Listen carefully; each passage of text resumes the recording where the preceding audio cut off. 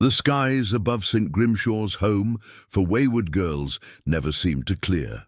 A perpetual haze of grey clouds hung over the Victorian mansion like a shroud, as if the heavens themselves mourned for the children within.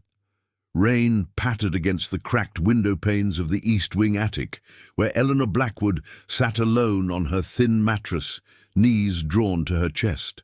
At 17, Eleanor had spent nearly 12 years in this prison, disguised as charity. She traced a finger over the fresh bruise blooming on her forearm, a souvenir from Matron Winter's morning inspection. "Disgusting!" the woman had hissed, pinching Eleanor's flesh between bony fingers. "Still stuffing yourself like a Christmas goose, I see." Eleanor had not been stuffing herself. In fact, she'd been skipping meals whenever possible, hoping to shrink herself into something acceptable. But her body stubbornly refused to conform to Matron's ideal. Where the other girls were wispy as smoke, Eleanor remained soft, with rounded cheeks and hips that curved despite her best efforts to disappear. A tear slid down her cheek, but she brushed it away with practiced efficiency.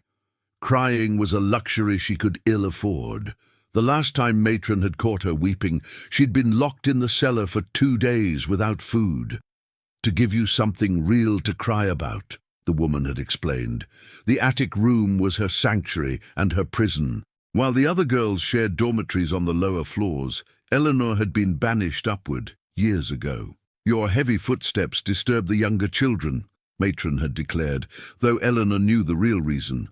Her presence was an eyesore, a reminder that not all orphans could be molded into the dainty, marketable girls that wealthy benefactors preferred to adopt. Thunder rumbled in the distance as Eleanor opened her tattered journal, its pages worn thin with years of secrets. She began to write, her handwriting small and neat, conserving space.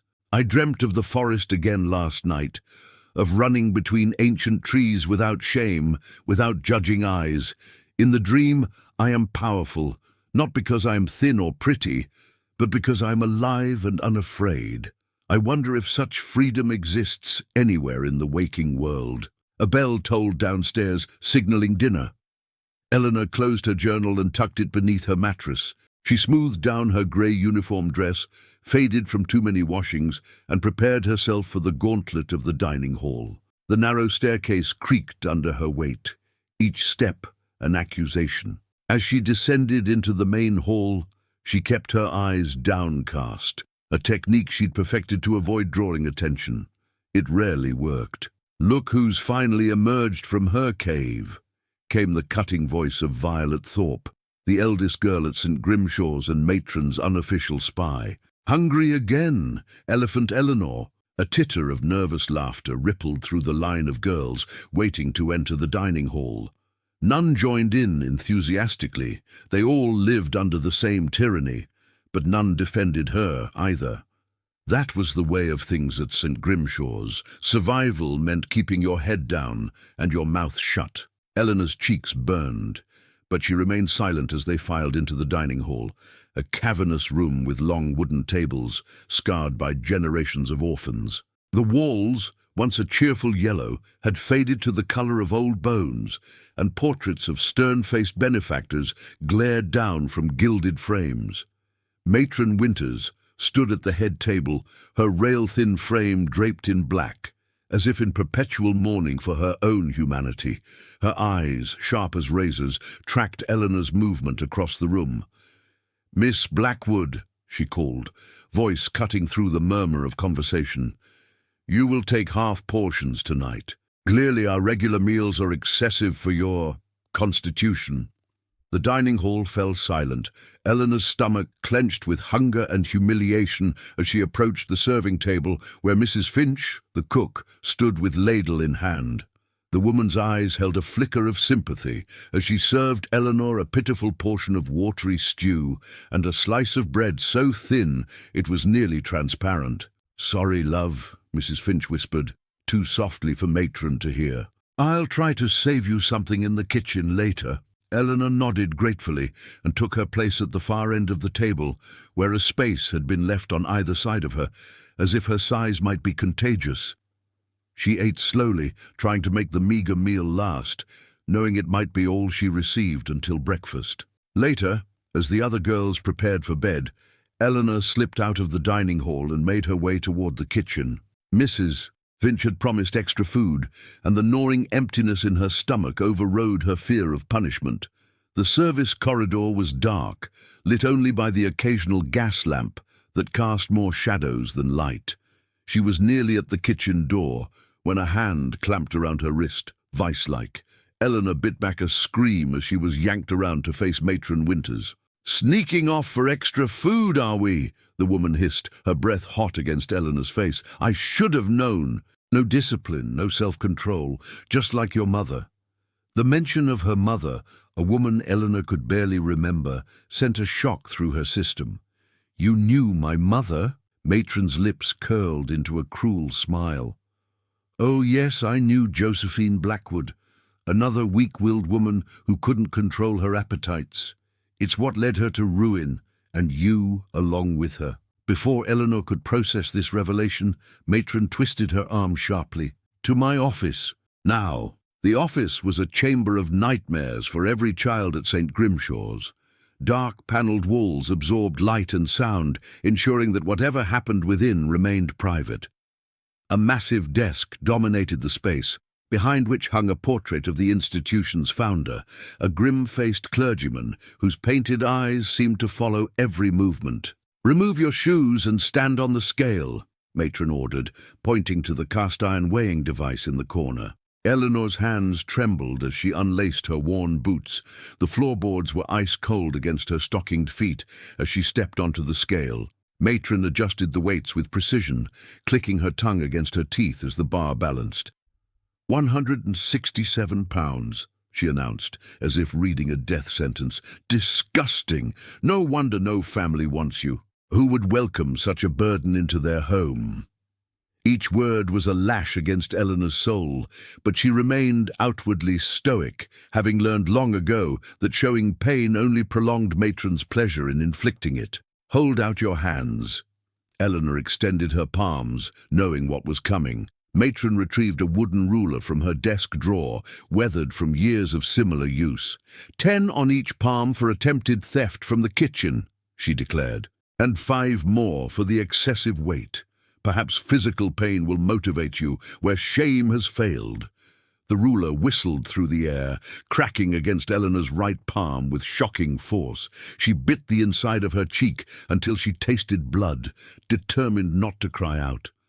9 more strikes fell on her right hand, each precisely calculated to cause maximum pain without breaking skin. Matron was too clever to leave evidence that might interest the rare inspector who visited St. Grimshaw's. As Matron raised the ruler for the first strike on her left palm, a curious thing happened. The gas lamps in the office flickered simultaneously, as if a great wind had swept through the sealed room. The temperature plummeted so suddenly that Eleanor's breath clouded before her face. Matron hesitated, her cruel features betraying a flash of uncertainty. "Blasted, drafty old building," she muttered, but her voice lacked conviction. A shadow seemed to pass across the window, too large to be a bird, too swift and silent to be human. Eleanor felt it rather than saw it. A presence, ancient and powerful, observing the scene within the office with cold interest. The ruler descended again, but Matron's concentration had been broken. The next 5 blows were hurried, almost perfunctory. As she prepared to administer the final 5, Eleanor's punishment for her unacceptable weight, a sound like distant thunder rolled through the building. Though the storm had passed hours ago, Matron's hand faltered. For the first time in Eleanor's memory, the woman looked afraid. "Get out," she snapped, dropping the ruler onto her desk. "Back to your room. No breakfast for you tomorrow." Eleanor didn't question her unexpected reprieve. Cradling her throbbing hands against her chest, she fled the office, racing up the servants' staircase to avoid encountering any of the other girls. By the time she reached her attic room, her palms were swollen and discolored, but the physical pain paled compared to the emotional wounds Matron had reopened. She knew my mother, my real mother. All these years, Eleanor had imagined Josephine Blackwood as a faceless angel, someone who would have loved her if fate had been kinder. Now matron's words painted a different picture, a woman of appetites, whatever that meant, someone weak, like Eleanor herself. She sank onto her bed as the moon emerged from behind the clouds, casting silver light through the attic window. Her journal called to her, but her hands hurt too badly to write. Instead, she stared out at the night sky, wondering about the life she might have had if her mother had lived, if she'd been born different, smaller, more acceptable to the world. The sensation came again, that feeling of being watched. Eleanor turned slowly toward the window, half expecting to see a face peering in, impossible, though, that would be given the attic's height. There was nothing, just the night sky, and the distant silhouette of Blackwood Forest against the horizon. Blackwood, like my name. The coincidence had never struck her before. The ancient forest that bordered St. Grimshaw's property shared her surname. Was it truly coincidence, or had her mother named her for this place? A sudden, wild impulse seized Eleanor. She would go to the forest. Tonight, she would run away from St. Grimshaw's and never return. Death in the wilderness seemed preferable to another day under matron's rule, another day of starvation and humiliation. Ignoring her throbbing hands, she gathered her few possessions, the journal, a tarnished locket that had been around her neck when she arrived at St. Grimshaw's as a child, a stub of pencil, and the single clean handkerchief she owned.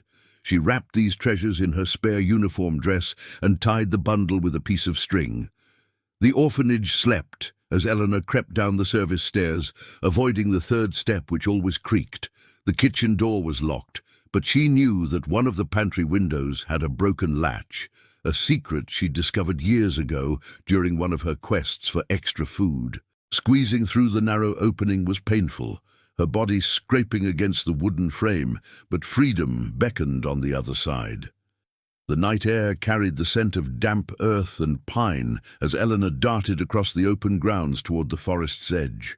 The rational part of her mind screamed warnings about wild animals, about exposure, about starvation, but for once Eleanor ignored caution.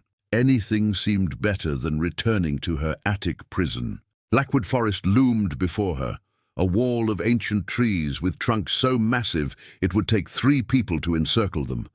Local legends spoke of travelers who entered the forest and emerged days later with no memory of where they'd been, or worse, never emerged at all. Children at St. Grimshaw's frightened each other with tales of the forest's guardian, a creature that was neither man nor beast, who collected the souls of trespassers. Eleanor hesitated at the tree line, her heart pounding. Behind her lay certain misery, ahead uncertain fate. She took a deep breath and stepped forward into the darkness. The forest enveloped her immediately, the canopy so thick that even moonlight struggled to penetrate. She stumbled forward, hands extended to avoid colliding with trees, the soft earth muffling her footsteps. The silence was absolute. No wind rustled the leaves, no animals scurried in the underbrush. How long she walked, Eleanor couldn't say. Time seemed to function differently within the forest boundaries. Her initial fear gave way to a strange calm, as if the woods themselves were welcoming her, drawing her deeper into their embrace. Eventually, she emerged into a small clearing where moonlight spilled through a gap in the canopy. At its center stood an ancient oak, its massive trunk twisted into shapes almost human. Eleanor approached it, drawn by some instinct she couldn't name, and pressed her palm against the rough bark. "I'm lost," she whispered, though she wasn't certain if she meant physically or existentially. "Not lost," replied a voice like velvet over stone. "Found." Eleanor whirled around, her bundle dropping forgotten to the forest floor. A figure stood at the edge of the clearing, partially hidden in shadow. Tall and impossibly still, it might have been mistaken for another tree, if not for the pair of eyes that gleamed in the darkness. Eyes that reflected the moonlight like those of a predator. "Who's there?" Eleanor's voice trembled, despite her attempt at courage. The figure stepped into the moonlight. and Eleanor's breath caught in her throat. He was beautiful in a way that transcended ordinary human handsomeness. Pale skin like marble, features sculpted with inhuman precision, dark hair that seemed to absorb the very light around it. He wore clothes of an old-fashioned cut, a black frock coat and waistcoat that might have belonged to a Victorian gentleman. But it was his eyes that held her transfixed, silver as the moon itself, with pupils that seemed to pulse with ancient knowledge. They studied her with an intensity that should have frightened her, but instead made her feel truly seen for perhaps the first time in her life. "You carry Blackwood blood," he stated, his voice resonating with authority. "I've been waiting for you, Eleanor." A chill that had nothing to do with the night air raced down her spine. "How do you know my name?" His lips curved into a smile that revealed teeth too sharp to be human. "I know all that concerns the Blackwood lineage. I've watched over your family for centuries." He extended a hand, pale and perfect as carved ivory. "I am Lucien, and you, Eleanor Blackwood, have finally come home." Eleanor stared at the extended hand, her pulse thundering in her ears. Lucien's silver eyes held hers with hypnotic intensity, and some primal instinct warned that taking his hand would irrevocably change her life. Yet in that moment, change was precisely what she craved most. "Home," she whispered, the word foreign on her tongue. "I don't understand. I have no home." "You have always had a home," Lucien replied, his voice like wind through ancient stones. "The forest has waited for you since your birth. As have I." A rational voice in Eleanor's mind screamed caution. This beautiful, inhuman stranger could not be trusted. Yet something deeper, an instinct she couldn't name, recognized truth in his words. She reached out hesitantly, her bruised palm hovering inches from his. "What happens if I go with you?" Lucien's smile deepened, revealing the slight points of his canines. "You claim your birthright. You learn who you truly are, who your mother was, what flows in your veins." At the mention of her mother, Eleanor's resolve crystallized. She placed her hand in his, gasping at the contact. His skin was cool but not cold, and a strange tingling sensation spread up her arm, as if her blood recognized his touch. "Show me," she said simply. Lucien's fingers closed around hers, gentle with her bruised flesh, yet firm in their grip. "The Winter's woman did this to you."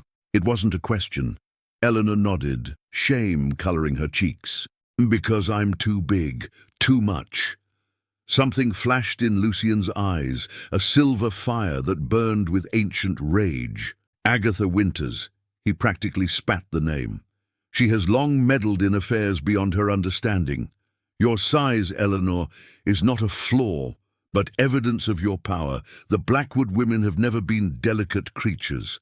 He led her deeper into the forest, moving with preternatural grace over roots and uneven ground. Eleanor stumbled occasionally, but Lucien's grip remained steady, keeping her from falling. The trees seemed to part before them, branches lifting to create a path where none had existed before. "Who are you, really?" Eleanor finally asked, breathless from trying to match his pace. "What are you?" Lucien glanced back at her, moonlight catching the sharp angles of his face. "I am guardian to the Blackwood family. I am protector of this forest that bears your name. I am many things, Eleanor, but most importantly, I am bound to you by oath and blood." The cryptic answer raised more questions than it answered.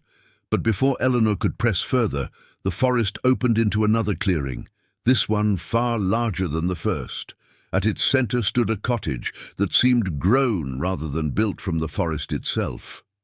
Gnarled branches formed its walls, still alive with green leaves that whispered in a breeze Eleanor couldn't feel. Soft golden light spilled from windows made of what appeared to be amber rather than glass. "The Blackwood Sanctuary," Lucien announced. "No one may enter without Blackwood blood or permission from a Blackwood heir.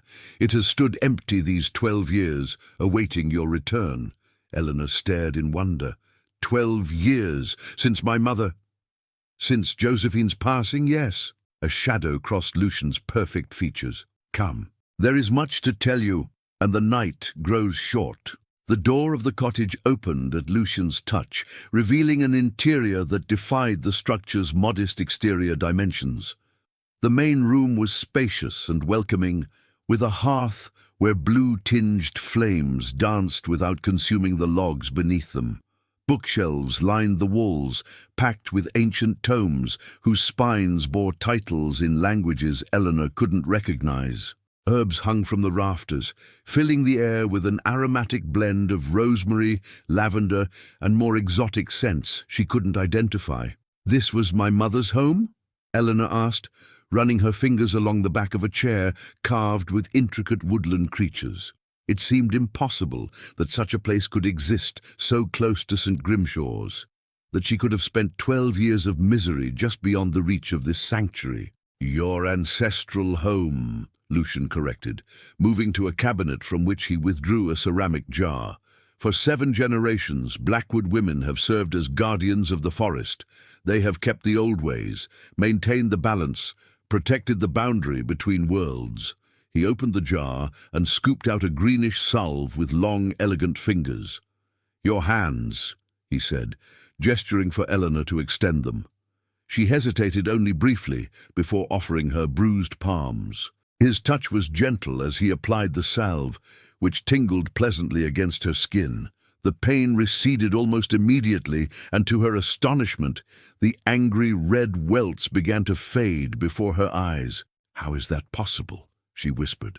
"Blackwood medicine," Lucian explained, his silver eyes watching her reaction carefully. "Your ancestors were healers, among other things. This salve contains herbs that grow only in this forest, cultivated with intention and harvested under specific lunar phases." As he spoke, Eleanor noticed something peculiar. The cottage felt familiar, not in conscious memory, but in the way her body instinctively knew how to navigate its space. She found herself moving toward a specific chair near the hearth, settling into it as if she'd done so 1,000 times before. Lucien's lips curved slightly. "Your mother used to sit there every evening. You remember, though you were very young when she brought you here." Eleanor ran her hands over the worn armrests, a lump forming in her throat. "I don't remember her, not really.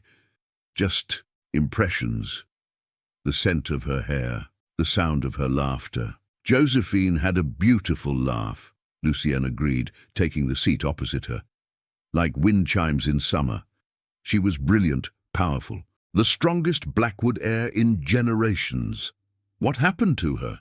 Eleanor asked, the question she'd carried her entire life, finally finding voice. "At St. Grimshaw's, they told me she died of consumption."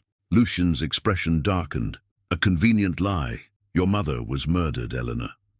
By those who feared what she was, what you are." The bluntness of his statement hit Eleanor like a physical blow. "Murdered? By whom?" "By those who call themselves the Order of the Righteous Flame. Witch hunters, though they disguise themselves as philanthropists and pillars of society these days." His voice carried centuries of disdain. "They have existed as long as the Blackwood line has guarded this forest. They believe our kind, your kind, are abominations." Eleanor's mind reeled. "Our kind? You speak as if you're not entirely human?" Lucian's silver eyes gleamed. "You aren't, Eleanor. Not entirely. The Blackwood women have carried the blood of the forest within them since Eliza Blackwood made a pact with me in 1647. A pact that saved her from burning at the stake and bound our fates together." He leaned forward, his gaze intense. "Have you never wondered why you feel different? Why you could never conform to what Agatha Winters demanded? Your body refuses to shrink itself because it houses power that requires substance. You are not meant to be wispy and frail. You are meant to be formidable." Eleanor's hands trembled. "You're saying I'm— What, a witch?" "That word has been twisted by those who fear female power," Lucien replied. "You are a guardian, a keeper of ancient knowledge, a protector of the boundary that separates this world from the realm of the Fae." "Fae? Like fairies?" The word sounded childish, leaving her mouth. Lucien's laugh was low and musical. not the diminutive winged creatures from children's tales. The Fae are as old as the earth itself, powerful and dangerous. Some, like myself, chose to align with human guardians. Others would consume your world without thought or remorse. Eleanor's mind struggled to absorb the implications. And my mother protected this boundary? As did her mother before her, and hers before that. It is the Blackwood legacy. He gestured to a portrait above the mantel that Eleanor hadn't noticed before. It showed a woman with Eleanor's same full figure and dark hair, though her eyes were a startling green rather than Eleanor's brown. Josephine was extraordinary. When the Order finally located her, it took 7 of their agents to overpower her. Eleanor stared at her mother's image, recognition stirring in her blood. And where was I when this happened? Pain flashed across Lucian's features. Hidden. Josephine concealed you with her last magic, cloaking your presence from both the Order and from me. By the time I found her, his voice trailed off. She was already gone, and you had vanished. I've been searching for you ever since, but the concealment spell was powerful. It was only when you entered the forest of your own volition that I could finally sense you. Eleanor touched the locket at her throat. And this? Was this hers? Yes. It contains a lock of her hair and a drop of my blood, a protection charm. Lucienne reached across and touched the locket lightly. She must have placed it on you before hiding you.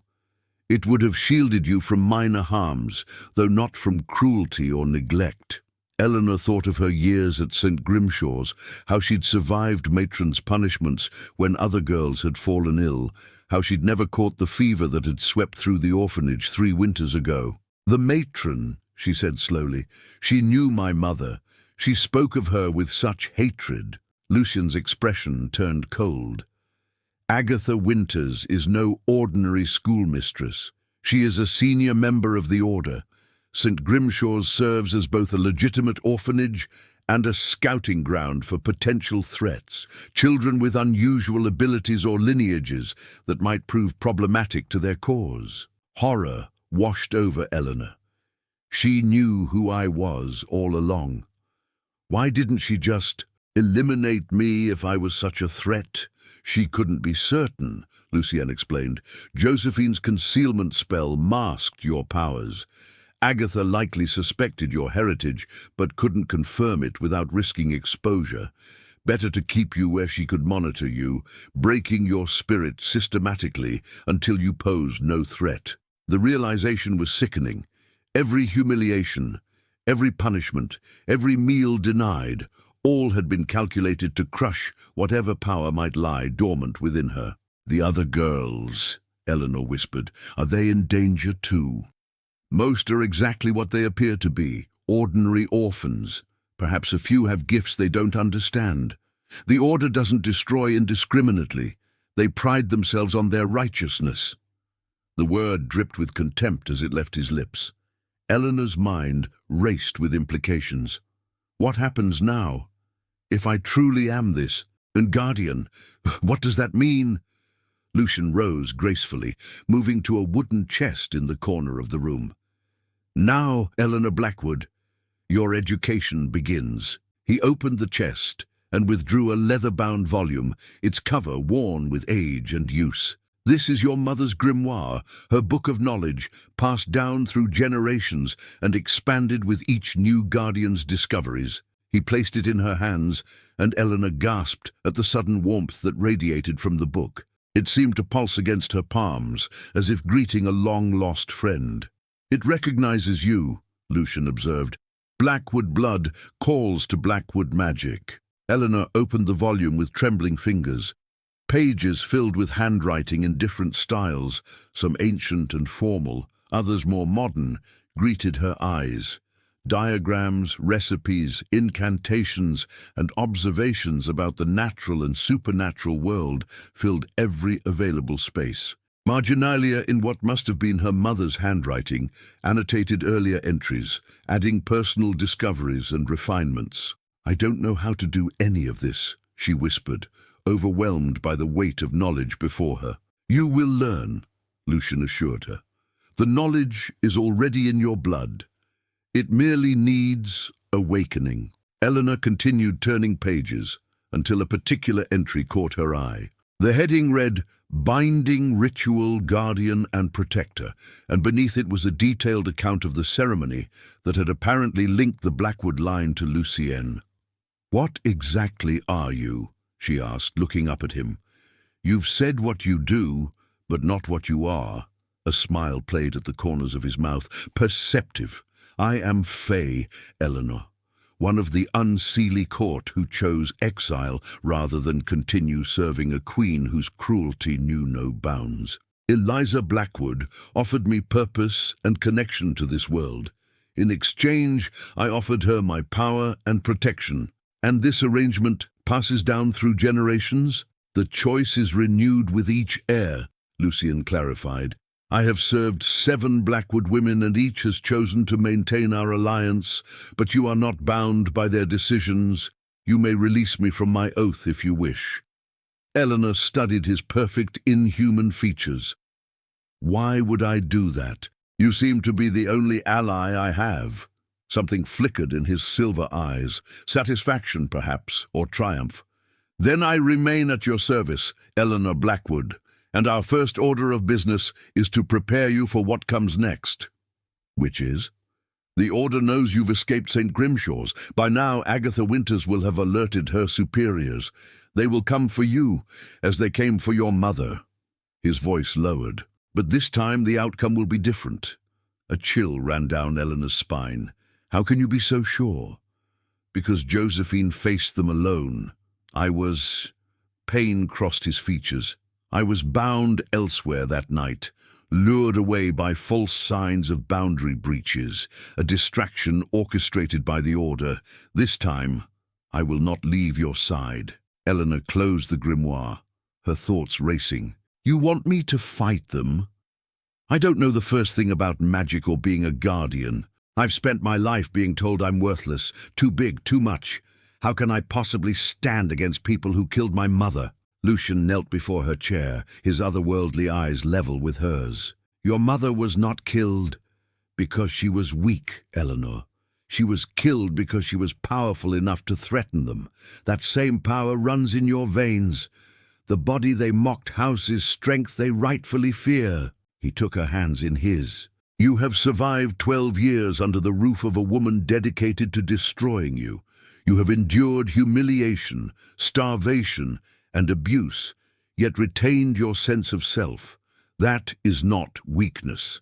That is extraordinary resilience." His words touched something deep within Eleanor, a flickering ember of defiance that had somehow survived years of matron's attempts to extinguish it. "I don't know if I can be what you need me to be," she admitted, "but I want to try.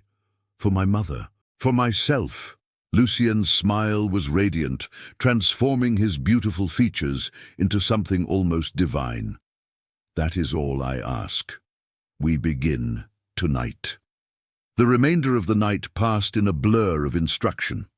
Lucienne guided Eleanor through the basics of connecting with the forest's energy, how to feel the currents of power that ran through the earth beneath them, how to draw that energy into herself and direct it with intention.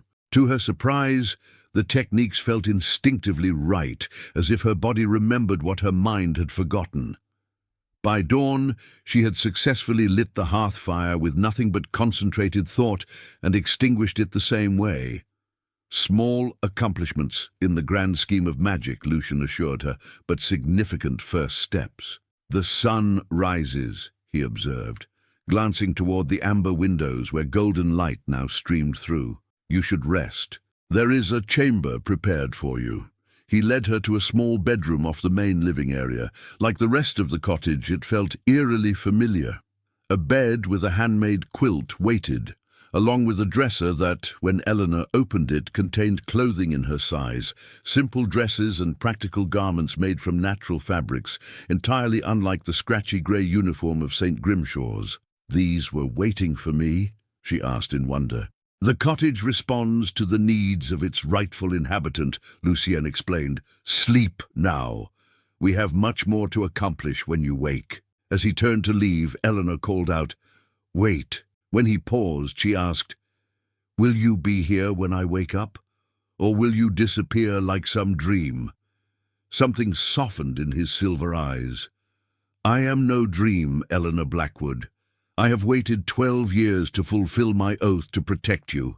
I will be here when you wake, and every day thereafter until you command otherwise."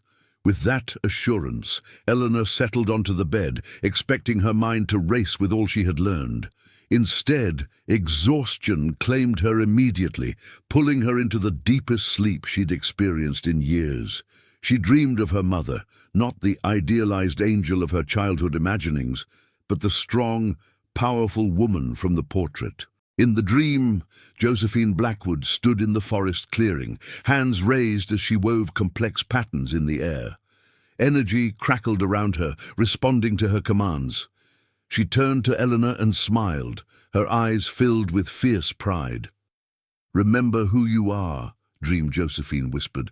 "Remember what flows in your veins." Eleanor woke with a gasp, afternoon light streaming through the amber windows. For a disorienting moment, she feared she was back in the attic at St. Grimshaw's, that everything had been a vivid fantasy born of desperation. But the comfort of the bed beneath her and the earthy scent of the cottage confirmed the reality of her escape.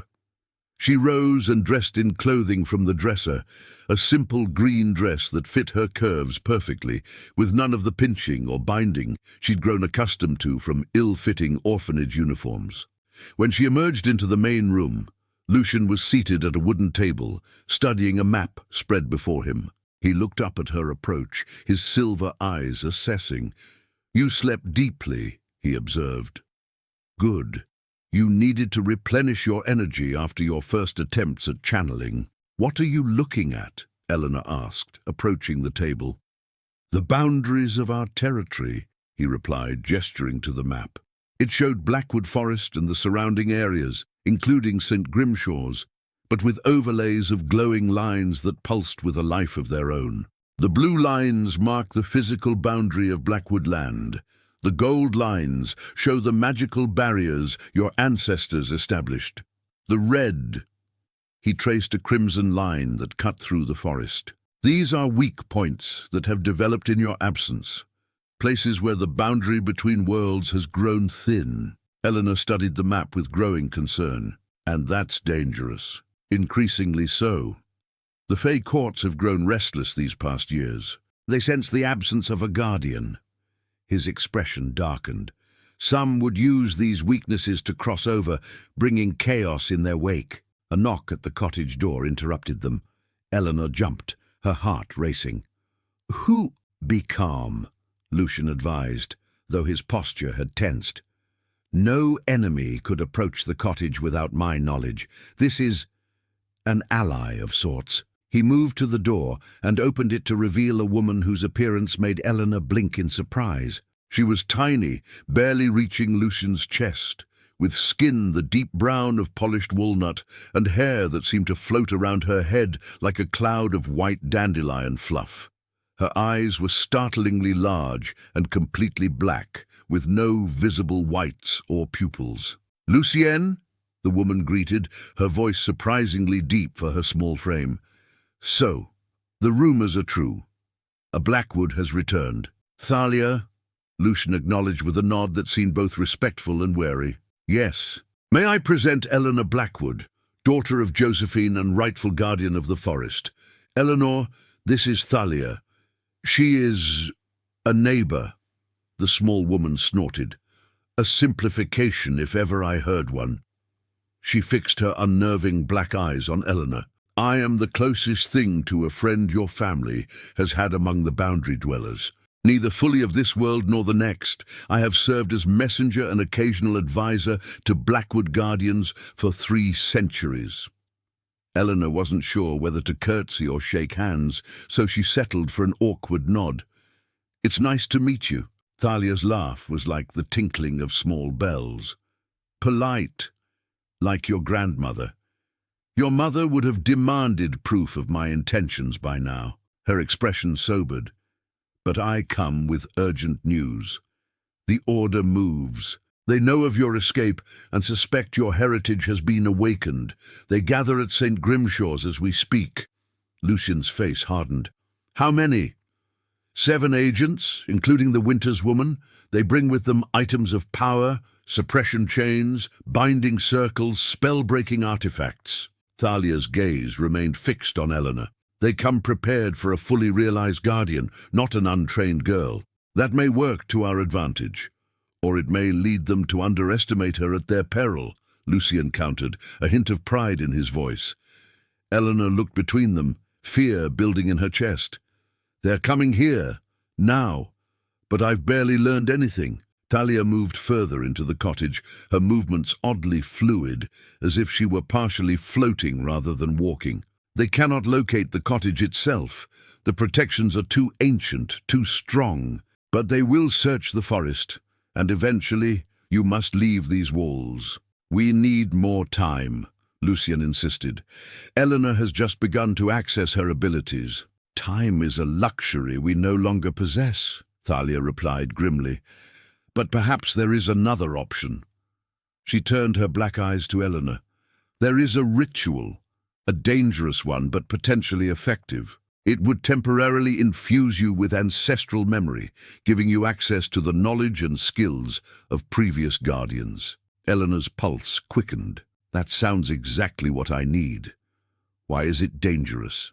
"Because such power comes at a cost," Lucien interrupted, his voice sharp with concern. "The ritual Thalia suggests would burn through your life force. It could age you prematurely, weaken your constitution permanently. Or it could save her life," Thalia countered. "The Order will not hesitate to destroy her, as they did Josephine.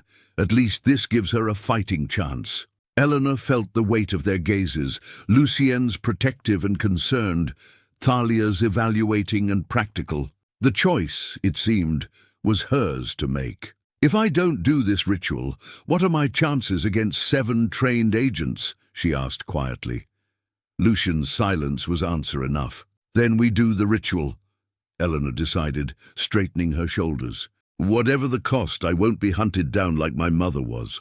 I won't die without fighting back." Thalia's expression remained neutral, but something like approval flickered in her black eyes. "Brave. Perhaps you have more of Josephine in you than is immediately apparent." Lucian's jaw tightened, but he didn't argue further. "If this is your choice, then we prepare immediately. The ritual must be performed at the Heart Tree, the oldest oak in the forest, where the boundary between worlds is naturally thinnest." "The same clearing where I found you," Eleanor realized. "Yes, the ancestral power of the Blackwoods has accumulated there over generations. It is the place where the original pact was sealed." He turned to Thalia. "We will require ingredients. Blackwood blood freely given, essence of moonflower." "I am well aware of the requirements," Thalia interrupted. "I will gather what we need and meet you at the Heart Tree at moonrise." She fixed her unnerving gaze on Eleanor once more. "Come prepared to be unmade and remade, child. The women whose power you seek to borrow were not gentle creatures. Their memories will not be gentle in you." With that ominous warning, she turned and left the cottage, seeming to dissolve into mist as the door closed behind her. Eleanor stood frozen, the full implications of her decision settling over her like a heavy cloak. "Unmade and remade," she whispered. Lucian moved to stand before her, his inhuman beauty somehow reassuring in its constancy. "You can still change your mind. We could flee, find sanctuary elsewhere while you learn at a more natural pace. And abandon the forest? Leave the boundary unprotected?" Eleanor shook her head. "No. If I truly am the guardian, then I have responsibilities. I won't run from them."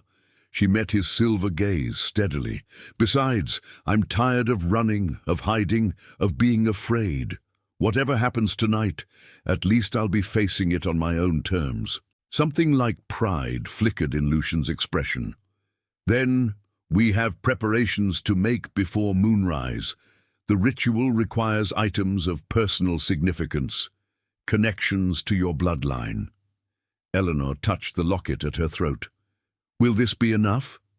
It's a start. But there is something else, something your mother left for you, should you ever return.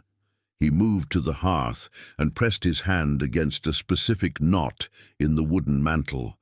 A small compartment opened, revealing a cloth-wrapped bundle. Josephine entrusted this to me before the end. He placed the bundle in Eleanor's hands. Unwrapping it carefully, she revealed a dagger, unlike any she had ever seen. Its blade was iridescent, seeming to shift colors as the light hit it, silver to blue to green, and back again. The hilt was ivory, carved with intricate symbols that matched some she had seen in her mother's grimoire. "A boundary blade," Lucien explained softly, "forged from meteoric iron and tempered in the blood of both worlds. It can cut through more than mere physical matter. It severs magical bonds, opens ways between realms, and seals them again. In the hands of a Blackwood guardian, it is both weapon and tool." Eleanor tested the weight of it in her palm. Despite never having held a weapon before, the dagger felt right, as if made for her hand specifically. Was this hers? And her mother's before her, back 7 generations to Eliza, Lucien confirmed. "Tonight, it will help channel the ancestral memories into you." As Eleanor stared at the beautiful, deadly object in her hand, the reality of her situation crystallized with sudden clarity. Yesterday she had been an orphan, friendless and powerless, enduring day after day of cruelty, with no end in sight. Today she stood in a magical cottage, with an ancient fae protector, holding a dagger of otherworldly power, preparing to face the people who had murdered her mother. "I'm afraid," she admitted, her voice small. Lucien's cool fingers lifted her chin, forcing her to meet his silver gaze. "Good. Fear sharpens the senses and quickens the mind. Only fools face danger without fear." His voice softened. "But remember this, Eleanor Blackwood. You are not alone as your mother was. Whatever comes tonight, I will be at your side." The sincerity in his inhuman eyes steadied her. "Promise!" "I swear it by iron and starlight, by blood and bone," Lucien intoned, and the air around them seemed to vibrate with the binding power of his oath. "Until my last breath, or yours, I will not abandon you." As the sun began its descent toward the horizon, Eleanor clutched the boundary blade and steeled herself for what was to come. Beyond the cottage walls, the forest waited, and beyond the forest, enemies gathered, hunting for the girl they had sought to break, never imagining she might instead become the weapon that would break them. As the forest grew darker with the approaching night, Eleanor and Lucien made their final preparations for the ritual. The grimoire lay open on a worn oak table, its pages displaying the complex ceremony they would soon perform. Eleanor studied the illustrations with growing trepidation. Figures surrounded by swirling energies, their faces contorted in what might have been ecstasy or agony. "Are you certain about this?" Lucien asked, his silver eyes reflecting the flickering candlelight. "Once begun, the ritual cannot be halted without grave consequences." Eleanor touched the boundary blade at her hip, drawing strength from its otherworldly presence. "I'm certain. If the order is coming for me, I need every advantage." Lucien nodded gravely. "Then it's time. The moon will rise soon." They left the cottage together, stepping into the deepening twilight of the forest. The trees seemed to bend slightly as they passed, branches lifting to clear their path. Eleanor could feel the ancient woodland responding to her presence in ways she'd never experienced before. A subtle vibration in the earth beneath her feet, whispers in the rustling leaves overhead. "The forest recognizes its guardian," Lucien explained, noticing her wonder. "Even untrained, your bloodline commands respect here." "It feels alive," Eleanor whispered. "It is, not as humans understand life, but alive nonetheless." His voice softened. "Your ancestors understood this. They communed with the forest as others might speak with close kin." As they approached the heart tree, the massive oak where Eleanor had first encountered Lucien, the air grew thick with unseen energy. The clearing was bathed in an eerie luminescence that seemed to emanate from the ground itself, pulsing in rhythm like a heartbeat. Thalia was already waiting, her small figure almost lost in the shadows beneath the great oak. Before her lay an array of items carefully arranged in a complex pattern, crystals that glowed with internal light, bundles of herbs tied with silver thread, and small bottles containing liquids of various hues. "You're late," she observed, her black eyes unreadable. "The moon rises. We must begin." Eleanor approached, feeling the energy of the clearing intensify with each step. "What must I do?" "Stand at the center," Thalia instructed, pointing to a space within the arranged items. "Remove your shoes. Your bare feet must touch the earth of your ancestors." As Eleanor complied, Lucian moved to stand at the edge of the pattern, his body tense with watchfulness. "I will maintain the protective barrier while the ritual proceeds. Nothing will disturb us."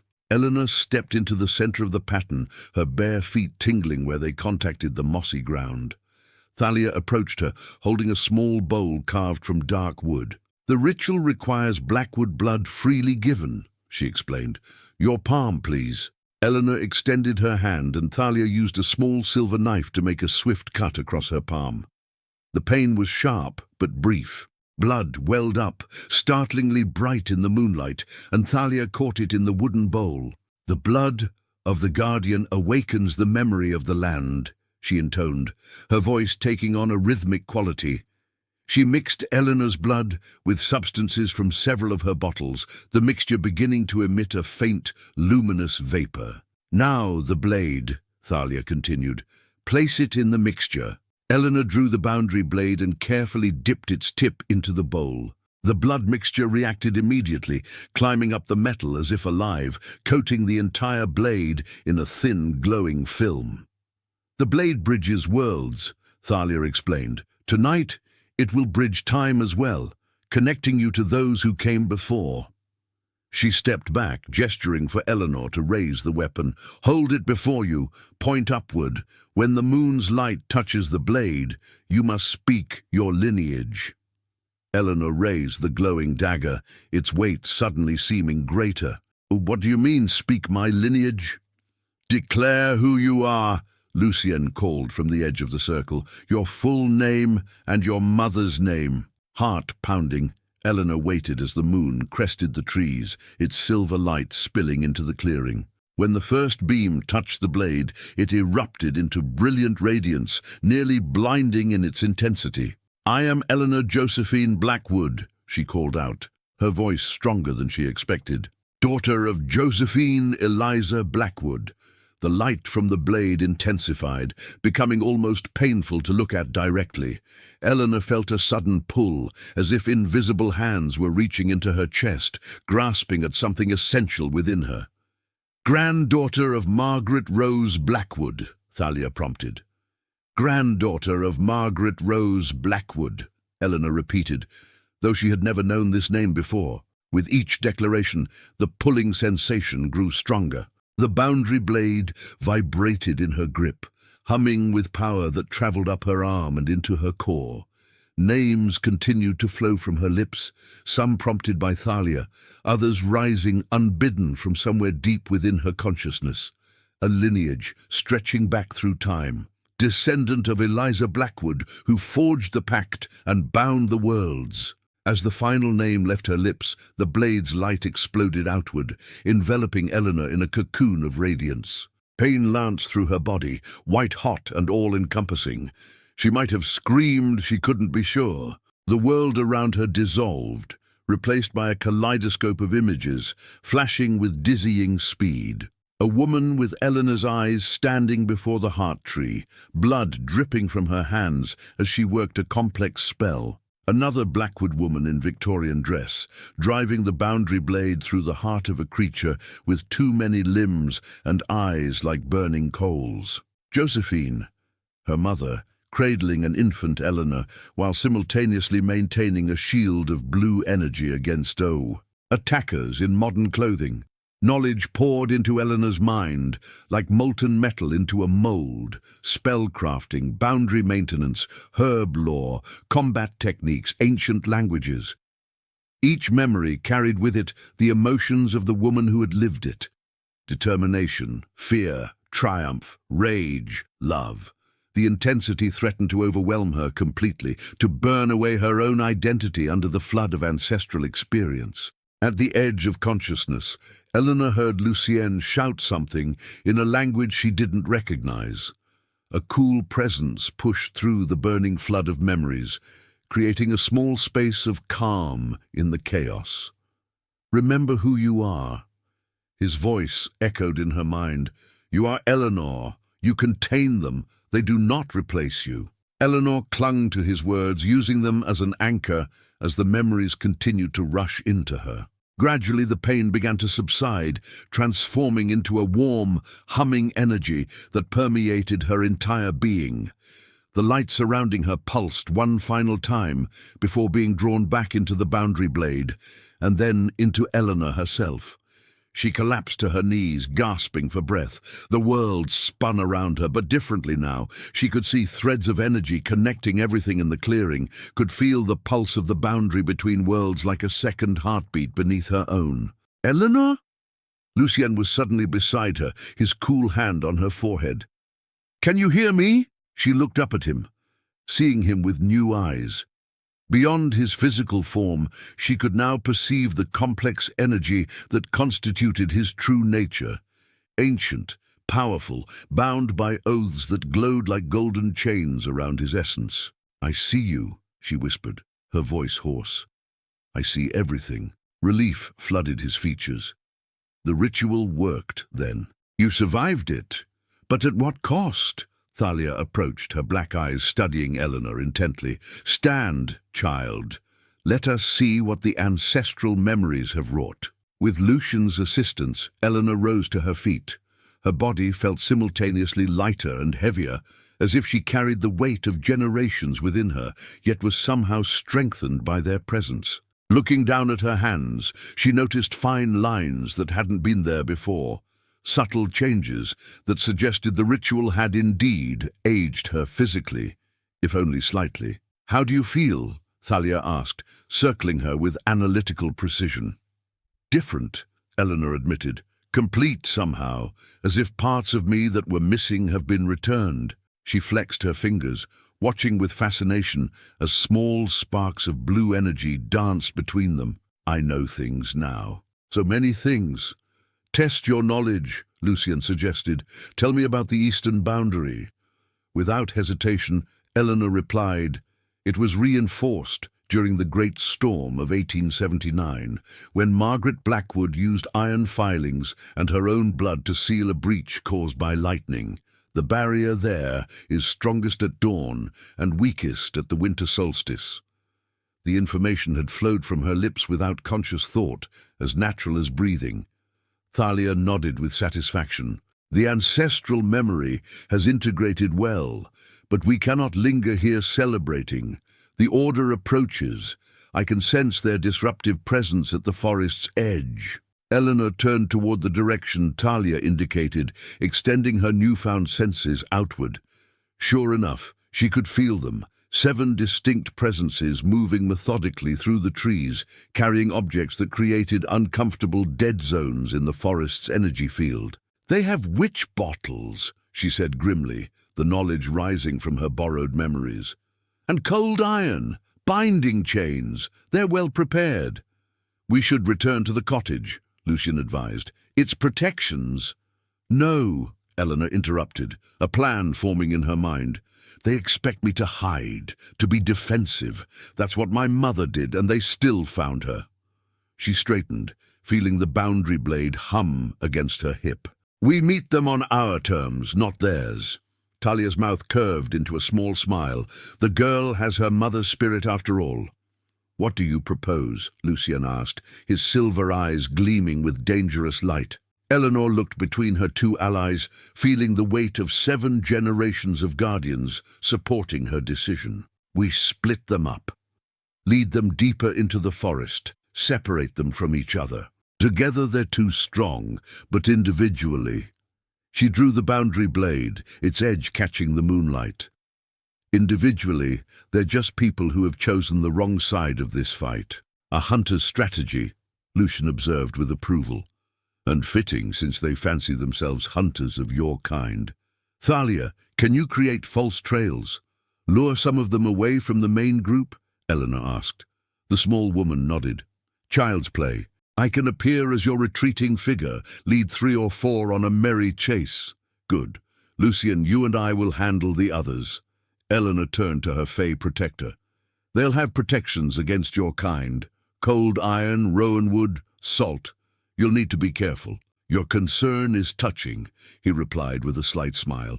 But remember, I have faced the Order many times over the centuries. I know their methods. Eleanor nodded, then closed her eyes, drawing on her newly acquired knowledge to extend her awareness throughout the forest. She could sense the Order members more clearly now. 5 men and 2 women, moving in a practiced formation.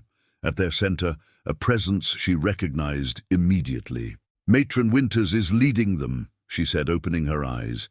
She feels wrong somehow, different from the others. Agatha Winters has dabbled in powers she does not fully understand, Thalia explained grimly. She uses corrupted versions of guardian magic, blood rituals without consent, sacrifices without honor. Lucian's expression darkened. She has much to answer for. Not only for her treatment of you, but for her role in Josephine's death. A cold certainty settled over Eleanor. Then she will answer to me directly. She turned to Thalia. Separate the others from her. I want Matron alone. The 3 split up, each moving with purpose through the moonlit forest. Eleanor positioned herself near a small stream, knowing the running water would dampen the effectiveness of the Order's tracking methods. From her vantage point, she could see the approaching lights of their lanterns, moving with measured precision between the trees. Drawing on her ancestral knowledge, Eleanor pressed her palm against the trunk of a nearby oak. "Friend of my bloodline," she whispered, "lend me your strength and concealment." The tree's energy responded immediately, its branches shifting slightly to create deeper shadows around her. Eleanor felt herself merging with these shadows, becoming nearly invisible to ordinary sight. She waited, barely breathing, as the first of the Order members approached. It was a man she didn't recognize, middle-aged, with a neatly trimmed beard and the bearing of a scholar. He carried a lantern in one hand and what appeared to be a compass in the other, though Eleanor could sense it was no ordinary navigation tool. Around his neck hung a witch bottle, a small glass container filled with nails, hair, and other items designed to repel magic. From elsewhere in the forest came a sudden crash and a flare of light. Thalia had begun her diversion. The man's head snapped toward the disturbance, and after a moment's hesitation, he hurried in that direction, calling out to his companions. 3 more Order members followed his lead, rushing toward Thalia's false trail. The remaining 3, including Matron Winters, paused, conferring in hushed tones. "It's too convenient," Eleanor heard Matron say, her voice carrying in the still night air. "She's trying to divide us.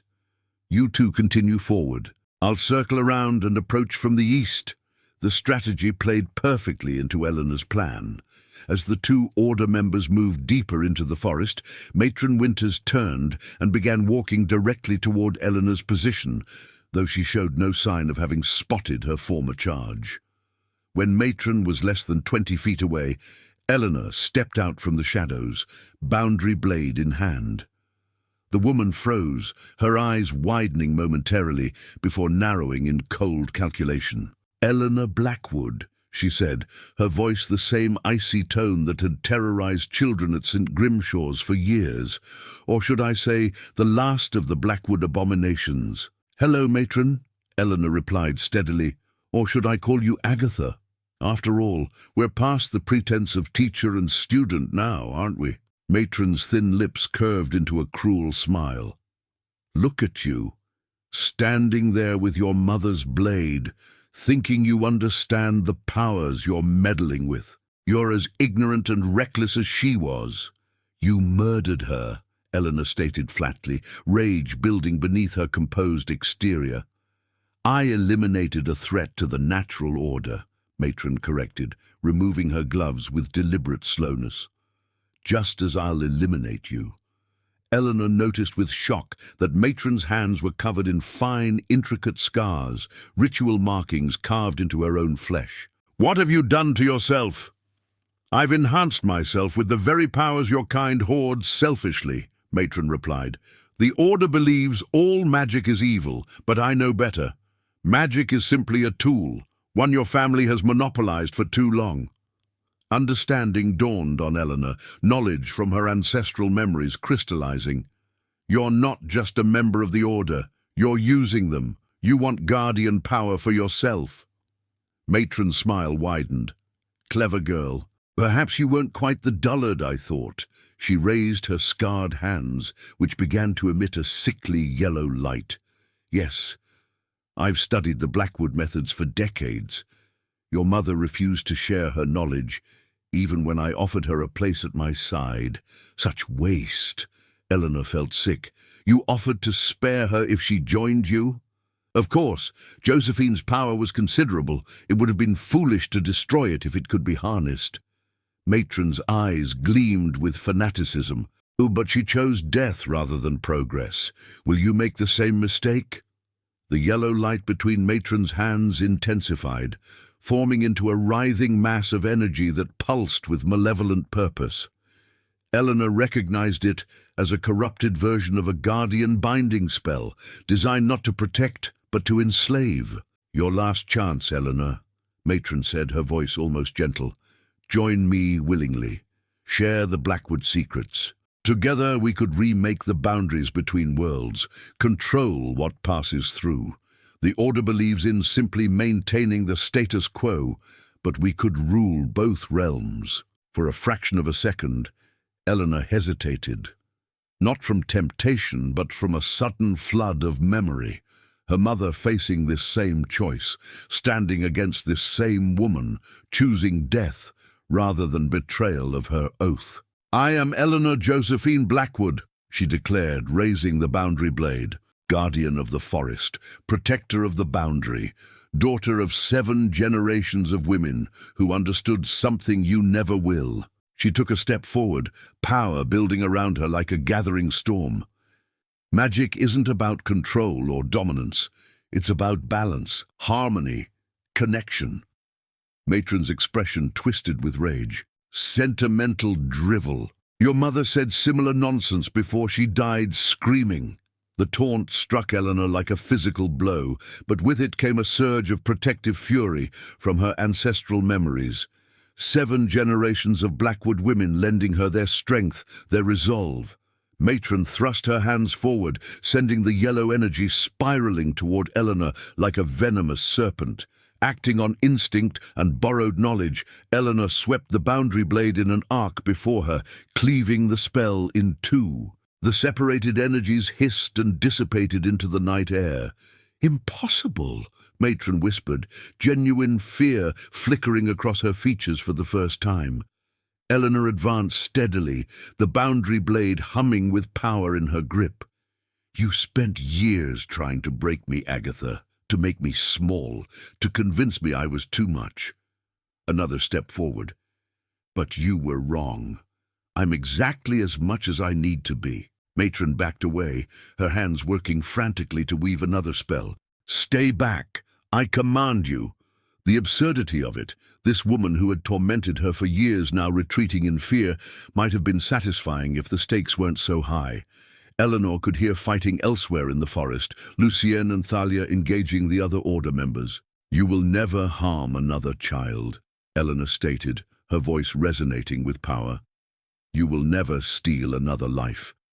This ends tonight. Matron's back hit a tree trunk, stopping her retreat.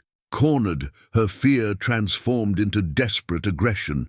She pulled something from within her coat, a small, ornate dagger with a blade that gleamed oddly in the moonlight. You recognize this, don't you? She taunted, holding it up. Or at least your borrowed memories do. Your mother's heart's blood stained this blade. Shall we see if daughter's blood has the same power? Eleanor faltered. the ancestral memories providing horrific confirmation. This was indeed the weapon that had killed Josephine, a ritual dagger designed to harvest a guardian's power in death. Matron lunged forward with surprising speed for a woman of her years, the dagger aimed at Eleanor's chest. Eleanor pivoted, bringing the boundary blade up to parry, but Matron had anticipated the move. She twisted mid-strike, changing the dagger's trajectory toward Eleanor's unprotected side.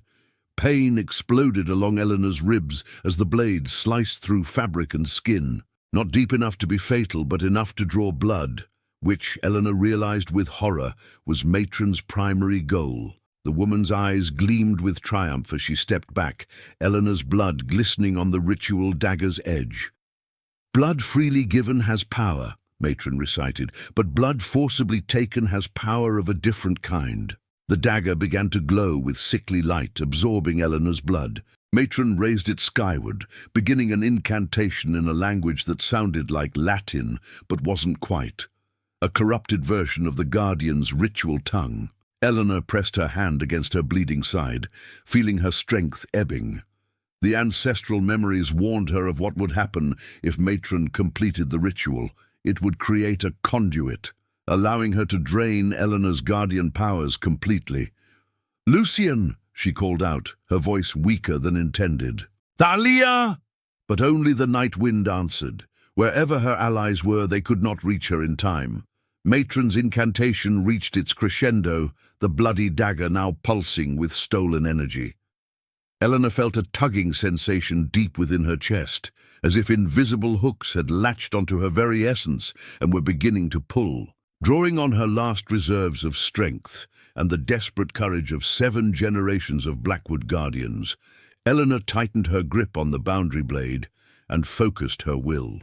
If she couldn't stop Matron's ritual directly, perhaps she could use it against her. "Blood calls to blood," Eleanor whispered, recalling a fundamental principle of guardian magic.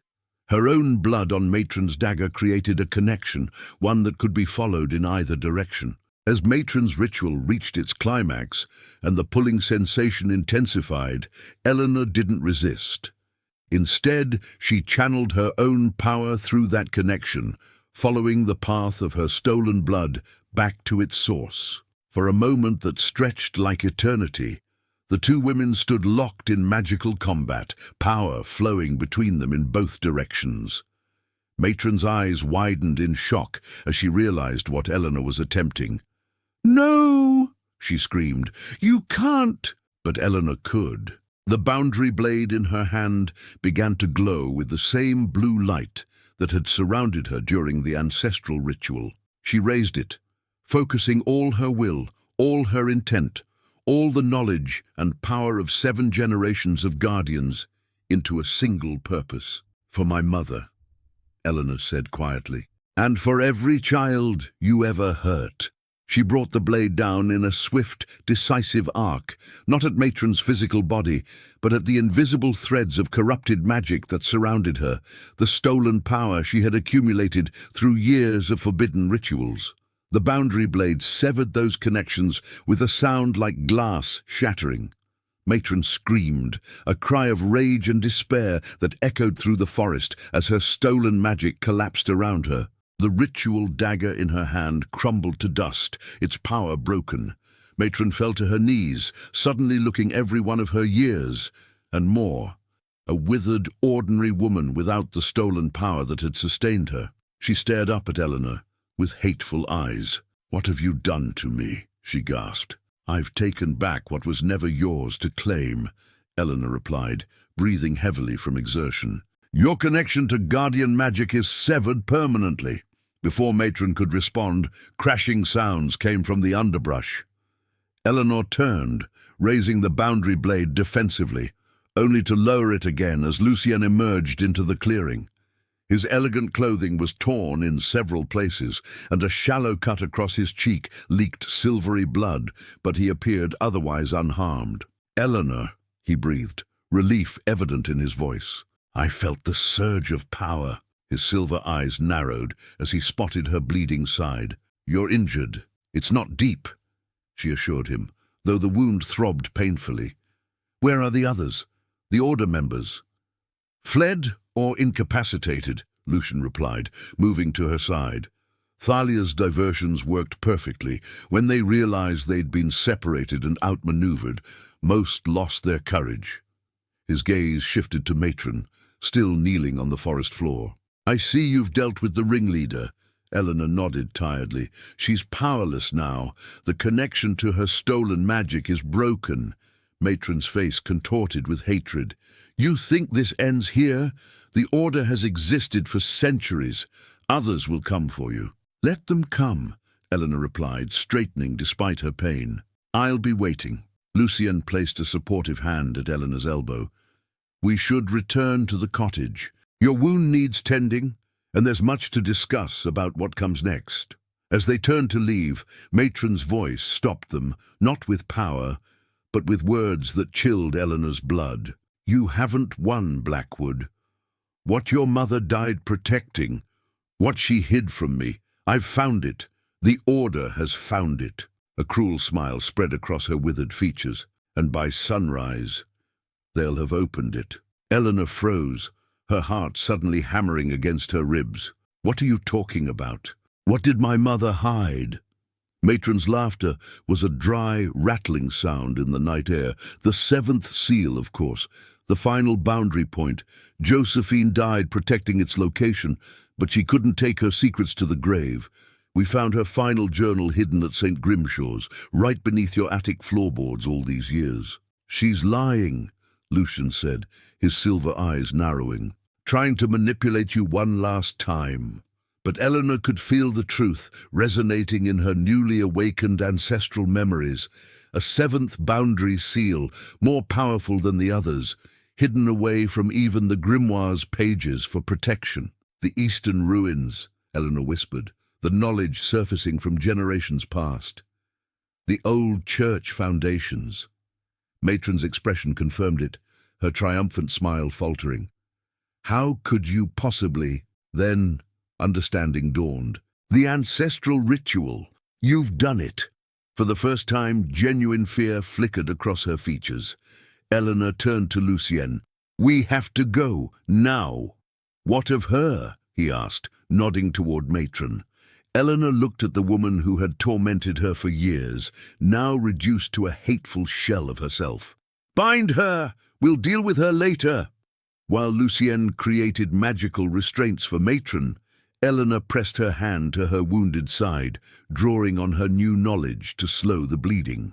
The pain receded to a dull throb as she worked a minor healing charm. The Eastern ruins are nearly 2 miles from here, she said as Lucien finished. If the Order members are already there, then we have little time, he finished, his expression grim. I can move faster than any human. I should go ahead. No, Eleanor said firmly. We face this together. My mother died alone. I won't make the same mistake. She straightened her shoulders, drawing strength from the forest around them. Besides, I have an idea. Closing her eyes, Eleanor pressed her palm against the nearest tree trunk, connecting with the vast network of roots that spanned the entire forest. Images flashed through her mind, every part of Blackwood Forest, seen through the ancient awareness of the trees themselves. There, she whispered, locating the Eastern ruins. Through the trees' awareness, she could sense 3 Order members already at the site, preparing some kind of ritual. They've begun, but they don't fully understand what they're doing. That gives us a chance. Eleanor opened her eyes, a new determination hardening her features. The forest will help us get there faster. She knelt, pressing both hands to the earth, and began to sing in a language she had never consciously learned, the oldest tongue of the Blackwood Guardians. The ground beneath them shuddered. Roots erupted from the soil, twisting and weaving themselves into a platform beneath their feet. The improvised conveyance rose, carrying Eleanor and Lucien above the forest floor. Hold tight, she instructed, and Lucien's arm encircled her waist, careful to avoid her injury. With another verse of the ancient song, the root platform began to move, gliding between trees at increasing speed. The forest parted before them, branches lifting away, undergrowth flattening to clear their path. Wind rushed past Eleanor's face as they accelerated, covering distance that would have taken an hour on foot in mere minutes. "Your power grows quickly," Lucian observed, his voice close to her ear. "Most guardians would need years to command the forest this way." "I don't have years," Eleanor replied grimly. "I have tonight." As they approached the eastern boundary, Eleanor could feel the wrongness in the air, a discordant note in the forest's harmonious energy. The seventh seal was being tampered with, its ancient protective magic unraveling thread by thread. The route platform slowed as they reached the edge of a clearing where the ruins of a small stone church lay half reclaimed by nature. 3 Order members stood within a circle of lanterns, their attention focused on a stone altar partially buried in vines. Upon it sat an object that glowed with unnatural light, a crystal orb the size of a human heart, pulsing with red energy. "The seal stone," Eleanor whispered, ancestral memories providing immediate recognition. "If they destroy it, the eastern boundary will collapse completely." One of the Order members, a middle-aged woman with steel-grey hair, was reading from a leather-bound book that Eleanor recognized with horror as her mother's missing journal. The other 2 were arranging ritualistic items around the seal stone, iron filings, salt, and what appeared to be dried herbs. "They're attempting a destruction ritual," Lucien murmured. "Crude, but potentially effective if completed. Then we stop them before they finish." Eleanor stepped off the route platform onto solid ground, the boundary blade humming with anticipation in her hand. "Cover me." Before Lucien could respond, Eleanor strode forward into the clearing, power gathering around her like a storm cloud. The forest responded to her presence, vines writhing along the ground, branches creaking ominously overhead. "Step away from the altar," she commanded, her voice carrying unnatural weight. The 3 Order members whirled around, momentarily frozen in shock at the sight of Eleanor advancing toward them, the boundary blade gleaming in the moonlight. "It's the Blackwood girl!" the woman with the journal exclaimed. "How did she—" "Complete the ritual!" one of the men shouted, lunging toward the sealed stone with a vial of dark liquid. Eleanor reacted instinctively, slashing the boundary blade through the air. A wave of blue energy surged forth, knocking the man backwards before he could reach the altar. The vial flew from his hand, shattering against a stone pillar. The second man drew a weapon, not a conventional gun, but something that looked like a crossbow with vials attached to its bolts. He fired, the projectile hissing through the air toward Eleanor. Lucien appeared between them, moving faster than human eyes could track. He caught the bolt inches from Eleanor's chest, the iron tip smoking where it touched his skin. With a grimace of pain, he snapped it in 2. "Iron-tipped and coated with rowan extract," he growled. "They came prepared for both of us." The 3 Order members spread out, trying to flank them. The woman clutched Josephine's journal to her chest, still reading from it in a hurried undertone, attempting to complete the ritual through words alone. Eleanor felt the boundary beginning to thin, reality becoming malleable as the seal weakened. Through her ancestral memories, she knew what lay on the other side, not the gentle fae like Lucien, but ancient hungry entities that had been imprisoned beyond the boundary for centuries. "The journal," Eleanor called to Lucien. "We need to stop her from reading." As Lucien engaged the 2 male Order members, Eleanor focused on the woman. Drawing on her newfound power, she extended her senses toward the journal itself. Paper made from trees, ink derived from plants, forest materials that might still respond to a guardian's call. "Return to the earth from which you came," Eleanor whispered, channeling her will through the boundary blade. The journal in the woman's hands shuddered. Pages began to crumble, ink running like tears down the sheets before evaporating into mist. The woman cried out in alarm as the book disintegrated between her fingers, leaving nothing but dust. "No!" she screamed. "Do you have any idea what you've done? That journal contained—" "My mother's final secrets," Eleanor finished. "Secrets meant for me, not you." The woman's face contorted with rage. She reached into her coat and withdrew a small object that gleamed dully in the moonlight, another ritual dagger, twin to the one Matron had used. "Your mother died rather than surrender the seal's location," she snarled. "Let's see if daughter's blood works as well as mother's to break it completely." She lunged forward with surprising speed. Eleanor parried with the boundary blade, the two weapons meeting in a shower of sparks. The woman was clearly trained in combat, her movements precise and deadly. Meanwhile, Lucian was holding his own against the two male Order members, though Eleanor could see he was hampered by the iron weapons they wielded. Every near contact with the metal caused him visible pain. The seal stone's pulsing had intensified, its red light casting the ruins in a bloody glow. Eleanor could feel the boundary thinning further. Soon it would be too weak to hold, regardless of whether the ritual was completed. As she traded blows with the woman, Eleanor's mind raced through her ancestral memories, searching for a solution. The seventh seal was different from the others, created not just to maintain the boundary, but to reinforce it during times of great weakness. Understanding dawned. She didn't just need to stop the ritual, she needed to restore the seal completely. "Lucien," she called out, "the seal needs Blackwood blood freely given. It needs renewal." He understood immediately, his silver eyes widening.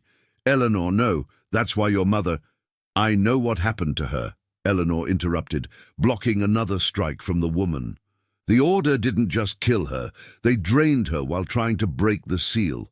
But I won't make her mistake." She parried a vicious thrust, then countered with a move that sent her opponent stumbling backward. "I'm not doing this alone." With a final surge of effort, Eleanor knocked the ritual dagger from the woman's hand. Before her opponent could recover, Eleanor slammed the pommel of the boundary blade against her temple, sending her crumpling to the ground. Turning toward the altar, Eleanor saw that Lucian had subdued one of the men, but the other was nearly upon the seal stone, another vial of dark liquid in hand. In a desperate move, Eleanor hurled the boundary blade like a throwing knife. It spun through the air, striking the man's hand with its hilt rather than its blade. The vial dropped, and the man howled in pain. Lucian was on him in an instant, a swift blow rendering him unconscious alongside his companions. Eleanor approached the altar, retrieving the boundary blade on her way. The seal stone pulsed frantically now, its light fluctuating as the boundary it maintained grew dangerously thin. Through the weakened barrier, Eleanor could sense alien presences gathering on the other side, pressing against reality like hands against a fraying cloth. "The renewal ritual," she said, breathing heavily from exertion. "I need to perform it now." "Eleanor, listen to me," Lucian said urgently, joining her by the altar. "The ritual requires a significant blood sacrifice. It's why Guardians only renew it every 7th generation. Your mother died because they took too much." "I know," Eleanor interrupted, "but I have something my mother didn't have when they cornered her." She met his silver eyes steadily. "I have you." Understanding dawned on his inhuman features. "A power-sharing bond. That's ancient magic, Eleanor. Dangerous even under ideal circumstances. Do we have a choice?" She gestured toward the seal stone, where tiny cracks had begun to appear on its surface. "The boundary is failing. Minutes at most." Lucien's expression shifted from concern to resolute determination. "No, we don't have a choice." He extended his hand. "I offered you my oath of protection. Now I offer you my power as well." Eleanor took his cool hand in hers. "And I accept it, freely and with gratitude." Together they turned to the seal stone. Eleanor raised the boundary blade, and without hesitation, drew it across her palm. Fresh blood welled up, bright in the moonlight. Lucien extended his own hand and, using one sharp nail, opened a matching wound on his palm. Silver-blue ichor flowed from the cut. Fey blood, ancient and powerful. They clasped their bleeding hands together over the seal stone, and Eleanor began to recite the renewal ritual, the words rising naturally from her ancestral memory. "Blood of guardian, blood of protector, freely given in equal measure. We renew what was weakened, restore what was damaged, rebuild what was broken. By our shared sacrifice, the boundary holds. Power surged between them, building like a storm. Eleanor gasped as Lucien's inhuman energy flowed into her through their joined hands, cold and ancient as starlight, vast as the night sky. In return, her human vitality and guardian magic poured into him, warm and vibrant as summer sunlight. The seal stone absorbed their mingled blood, its red glow shifting to purple, then deepening to the rich blue that characterized guardian magic at its purest. The cracks in its surface began to heal, sealing themselves with threads of silvery light. Eleanor felt herself weakening as the ritual drew on her life force. But unlike her mother's fatal encounter, she wasn't facing this alone. Lucien's power supplemented hers, carrying part of the burden, ensuring that what was taken from her would be replenished. As the ritual reached its crescendo, the boundary between worlds momentarily became visible, a shimmering curtain of energy that rippled across the entire clearing. Beyond it, Eleanor could glimpse shadowy figures retreating in frustration as their opportunity for crossing faded. With a final pulse of power, the seal stone stabilized, its light settling into a steady, healthy blue glow.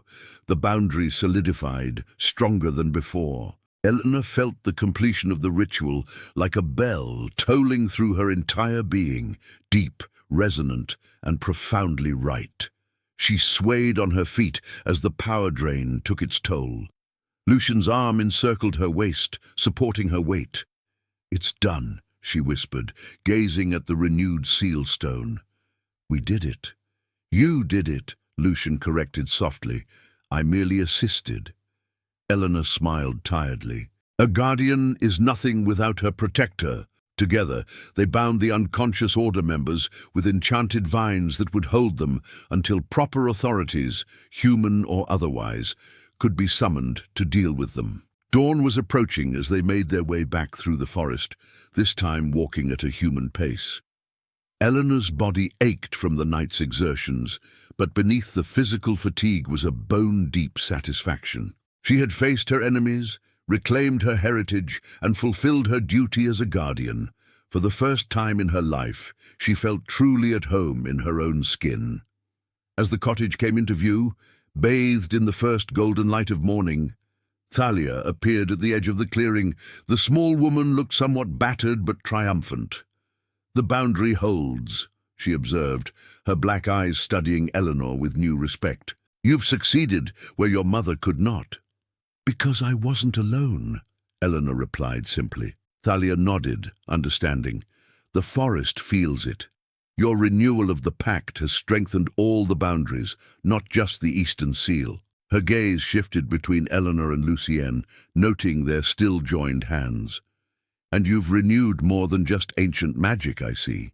Eleanor felt her cheeks warm, but didn't release Lucien's hand. The connection between them had been transformed by the blood-sharing ritual, deepened into something that was neither fully human nor fully fey, but uniquely their own. "What happens to Matron?" Eleanor asked, changing the subject. "Agatha Winters has been remanded to those who understand her crimes," Thalia replied cryptically. "She will face justice from both human and fey authorities." As they entered the cottage, Eleanor felt the welcoming embrace of her ancestral home. The grimoire lay open on the table, its pages fluttering slightly as if in greeting. The hearth fire kindled itself as they approached, blue flames leaping up to warm the room. "You should rest," Lucien advised, leading her toward a comfortable chair. "The renewal ritual takes a significant toll, even shared." Eleanor sank gratefully into the chair, but didn't release his hand. "Stay with me?" His silver eyes softened. "Always, Eleanor Blackwood. For as long as you'll have me." As sunlight filtered through the amber windows, Eleanor looked around at the cottage that was now truly hers, at the grimoire that held centuries of her family's knowledge, at Thalia, who represented an alliance with boundary dwellers, and at Lucienne, whose ancient eyes held promises of protection, partnership, and perhaps something more. For 12 years, she had been told she was too much, too big, too hungry, too present. Now she understood the truth. She was exactly enough, exactly what the forest needed, exactly what her legacy demanded.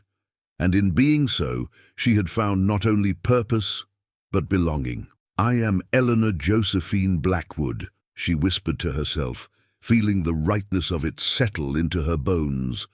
Guardian of Blackwood Forest, protector of the boundary, daughter of 7 generations of powerful women. She looked up at Lucian, a smile touching her lips. "And I am finally home."